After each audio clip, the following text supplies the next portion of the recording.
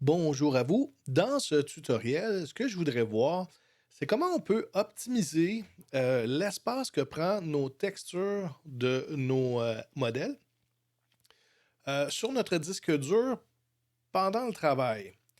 OK? Il faut bien comprendre que Unity, lui, ce qu'il va faire lorsqu'on va compiler le jeu, qu'on va faire un jeu réel, il va, lui, faire un procédé pour optimiser ses textures selon des paramètres qu'on peut lui faire, lui donner. C'est pas cet aspect-là que je veux voir présentement. En réalité, je veux récupérer des éléments sur le Asset Store et ces éléments-là ont des textures individuelles. Chaque élément a ses propres textures et ce sont des fichiers généralement qui sont sauvegardés en format TGA. TGA, c'est un excellent format pour créer des éléments. Ça, il n'y a aucun problème là-dessus. Le problème, c'est que parfois, moi, j'ai pas besoin d'une si grande qualité et j'aimerais ça, moi, pouvoir les sauvegarder dans un autre format pour sauvegarder de l'espace disque euh, pendant le montage de ma scène. Donc, je ne parle pas de la compression qui va se faire lorsque je vais compiler le Unity, mais bien l'espace disque, comment compresser peut-être mes images pour l'espace disque sur mon disque dur. OK? Si on regarde cette commode-là ici, je m'en viens dans modèle, ma commode. Si je m'en viens voir dans les sources, j'ai un matériau qui a été mis sur cette commode-là. C'est celle-là ici. Et ce matériau-là a une texture albedo ici, la texture qu'on voit, bon, le veinage des portes, bon, les petits insertions comme ça ici. On a aussi un matériau pour l'aspect métallique. L'aspect métallique, il va le mettre, bon, ici, quand on se promène, on voit que c'est un peu brillant. Donc, si j'enlève l'aspect métallique, on va voir que, bon, tout brille aussi, mais on va voir vraiment que ça ici devient de plus mat. OK? Et on a aussi les normales. Les normales, OK, on peut voir ici que comme on dirait que c'est gravé dans le bois.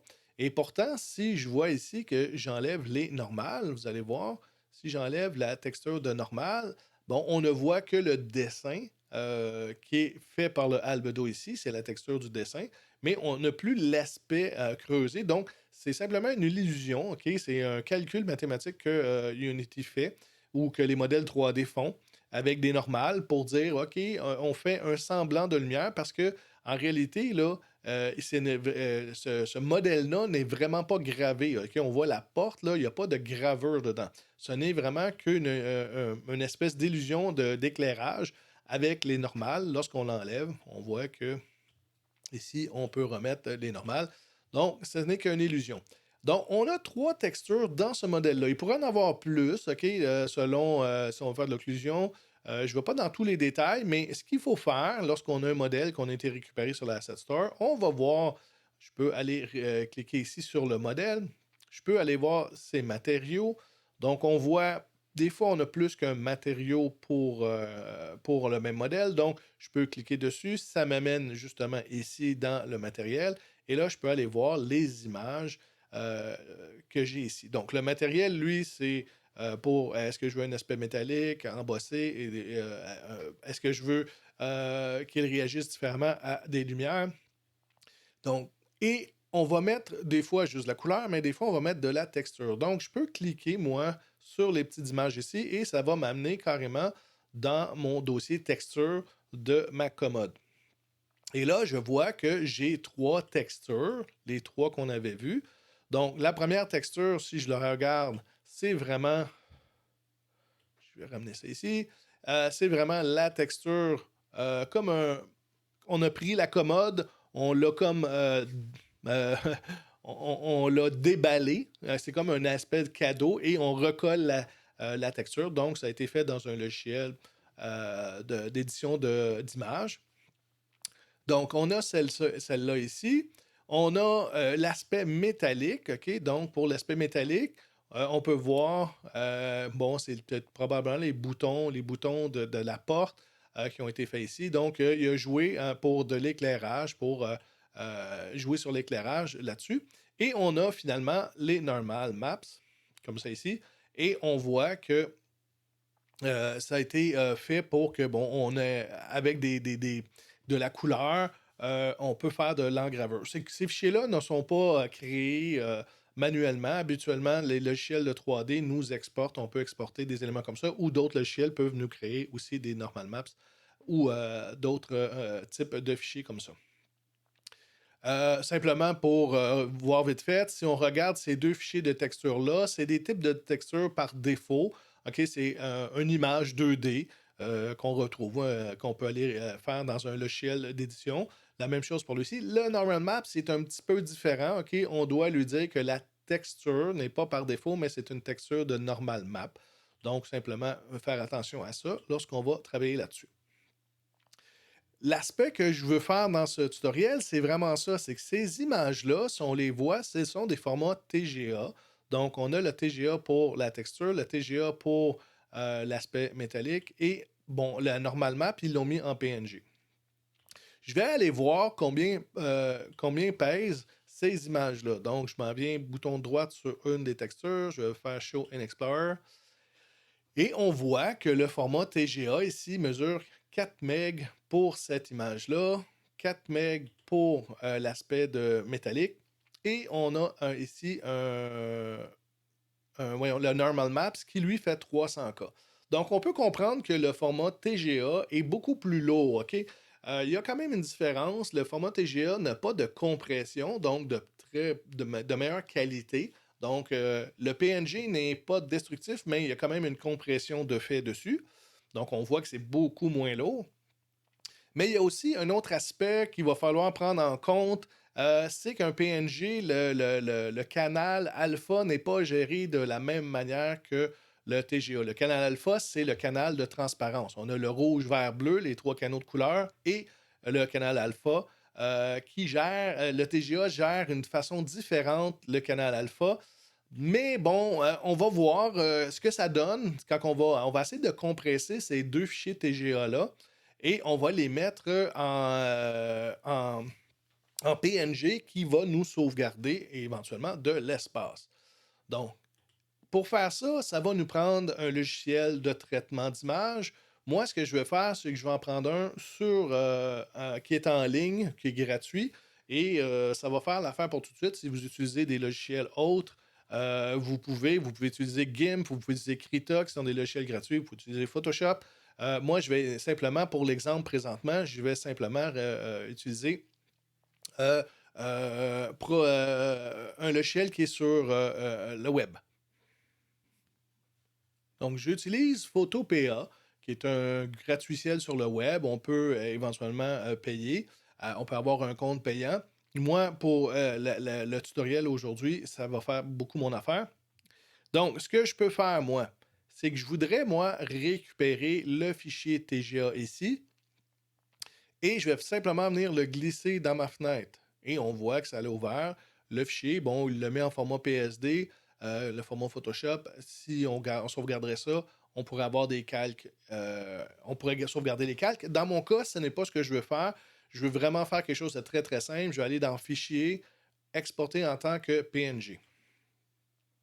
Et là, ce que je vais faire, c'est simplement garder la qualité au maximum comme ça ici. Et je fais enregistrer. Je suis dans mon dossier de mon projet réel. Je vais aller dans les assets, dans le modèle, dans la commode. Je vais aller dans la source. Je vais aller dans les textures. Et là, ici, on le voit, il y avait déjà un PNG, c'était le Normal Maps. Moi, ce que je veux, c'est la texture que je vais mettre dessus. Donc, je vais enregistrer cet élément-là et je vais retourner voir ce que ça donne ici.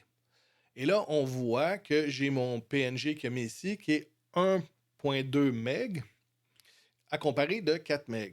Donc, j'ai quand même une bonne compression qui a été faite. Je vais faire exactement la même chose avec le masque. Okay? Donc, je m'en viens ici. Je vais fermer simplement ça. Je récupère le TGA pour le masque, comme ça ici. Donc, on voit, je vais aller en faire la même chose. Je vais juste faire fichier, enregistrer en tant que PNG. J'enregistre et je viens de mettre exactement dans le même dossier. Et voilà, je peux fermer ça ici, j'en ai plus besoin. Et là, ce que je peux voir ici, bon, j'ai encore là mon masque qui est 224K, donc très très petit à comparer. Le PNG, OK, c'est tout le temps selon l'image qu'on a dedans. Donc, comme il y a beaucoup plus de noir pour le masque, il a compressé un peu plus. Et là, qu'est-ce que je veux faire? C'est que je veux enlever les TGA. OK, le normal map, je vais le laisser comme ça. Je veux enlever les TGA, mais je voudrais les insérer automatiquement. Et là, c'est un tour de passe-passe. OK? On n'est pas censé habituellement jouer sur les fichiers méta de Unity. Mais ici, ce que je vais faire, OK? Mon fichier méta qui me dit que c'est le color base, le base color.tga, je vais simplement le renommer et à la place de mettre TGA, je vais mettre PNG. Donc, automatiquement, il va reconnaître Unity quand on va aller dedans. Il va reconnaître que le fichier méta a été modifié et il va aller chercher le PNG à la place du TGA. Je vais faire la même chose ici pour le masque. OK, comme ça ici. Je vais mettre PNG aussi. Et voilà. Donc, encore une fois, il va reconnaître que j'ai mon méta ici, il va reconnaître comme quoi c'est le PNG que je vais aller chercher. Donc, je peux simplement supprimer mes deux TGA ici de cette façon-là. De toute façon, je les avais, je les ai pris sur le Unity Asset Store. Même si je supprime, je pourrais toujours recommencer à les récupérer la texture. Donc, je supprime mes deux TGA ici. Je mets ça dans la poubelle. Et je ne l'ai pas dit tantôt, mais ce qu'il faut faire, il faut vraiment le faire sans retourner dans Unity. Okay? Il faut vraiment faire toute cette démarche-là, changer les méta, sauvegarder en PNG et les supprimer sans aller dans Unity. Et lorsqu'on va aller dans Unity, ben, il va se mettre à jour. OK, ici, on va aller voir la texture. Dans le fond, si je clique là-dessus, je m'en viens voir ma texture ici, mon matériau, excusez-moi. Et là, on va voir que il a bien pris, si je me prends ça ici, il a bien été chercher mon PNG ici, il n'y a pas de problème. Donc, il a vraiment été chercher, en changeant le fichier méta, il a été remettre à la bonne place les éléments. Par contre, ce que j'avais dit tantôt, je ne sais pas si vous voyez, là, mais ma commode, elle est un peu transparente. Je vois au travers de la commode. OK? Le format PNG, en réalité, ne gère pas le canal alpha, la transparence, de la même manière que le TGA. Donc, pour lui ici, lorsque je le mets dedans, ça fonctionne plus ou moins bien. OK? Bon, là, il va falloir faire un compromis. OK? Est-ce que je veux avoir un gros poids ou je veux jouer avec? Mais on va quand même l'améliorer parce que là, en transparence comme ça ici, ça n'est pas très beau. Ce que je pourrais faire, c'est simplement enlever le smoothness. Mais bon, est-ce que c'est ce que je veux? J'ai plus de brillance. Puis si j'en mets un peu la moitié ici, ben bon, je vais avoir éventuellement un peu de transparence. OK? Ce que je vais plutôt faire, est-ce que c'est l'idéal? Non, mais on va voir ce que ça va donner et parfois ça donne un bon résultat. Donc, je m'en viens ici, je vais aller chercher ma texture de métal ici. Et là, ça me dit le alpha, la source alpha, donc le canal alpha de cette texture-là, va la chercher de la texture, OK, le input texture alpha. Moi, ce que je vais lui dire, je vais lui dire ici from grayscale. Tout simplement, et je dois faire un apply ici parce que j'ai fait des modifications dans ma texture. Je vais faire un apply. Et là, vous voyez ce que ça donne. Ça donne un résultat quand même pas mal. OK, on a quand même une brillance sur les boutons de porte de la commode. Donc, on peut quand même, et on n'a plus de transparence. C'est quand même pas si mal. On pourrait toujours revenir dans le matériel ici et on pourrait peut-être jouer avec comment on veut avoir le smoothness ici. Et moi, je trouve que le résultat est quand même pas mal bien pour ce que j'en ai à faire. OK, j'ai un résultat quand même très satisfaisant. Et éventuellement, écoute, au lieu de, si on regarde encore le poids des images, j'avais des images de 4 MB. Et là, j'avais 2 fois 4 MB, puis bon, le normal map, ce qui n'a pas changé ici. Et là, je me ramasse à avoir 1.4 MB avec les deux textures que j'ai. Donc, pour moi, j'ai économisé énormément de place sur le disque dur pendant que je travaille sur la scène. Je répète, ce n'est simplement quand je travaille sur la scène parce qu'une fois que je vais avoir compilé mon application, quand je vais avoir compilé mon jeu, ben Unity, lui, il va créer des textures avec ses méthodes à lui pour pouvoir optimiser les textures dans un jeu 3D. Donc, ça n'est simplement que pour... toute cette procédure-là, c'est simplement pour économiser de l'espace sur le disque dur que j'ai. Donc, ça dépend tout le temps des travaux que vous voulez faire. Si vous voulez avoir la plus grande qualité, c'est sûr que le format TGA est de meilleure qualité et on le voit que pour le métallique ou certains, des fois, il faut aller jouer, il faut s'essayer, il faut voir ce que ça donne. Euh, c'est une façon de pouvoir essayer d'optimiser l'espace.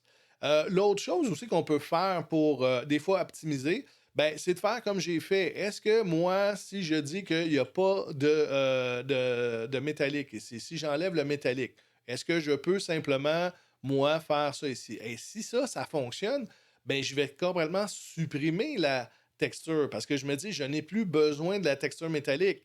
Donc, c'est encore meilleur. Je ne vais pas garder des textures que je n'ai pas besoin. Donc, à vous de voir, est-ce que vous êtes obligé de garder absolument ce qui a été fait au départ?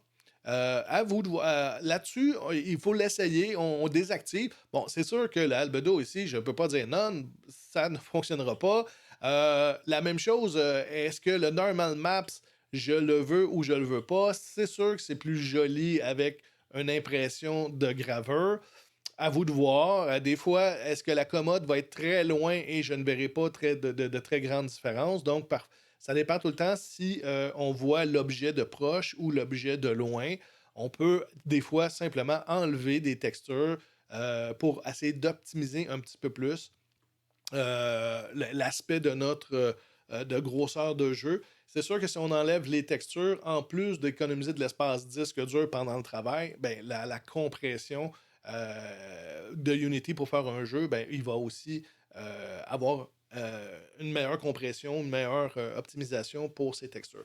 Donc, à vous de voir si vous avez réellement besoin de toutes les textures dans le matériel et aussi d'optimiser avec les PNG pour pouvoir voir est-ce que ça fonctionne et est-ce que l'aspect de mon objet que j'ai fonctionne aussi bien de cette façon-là.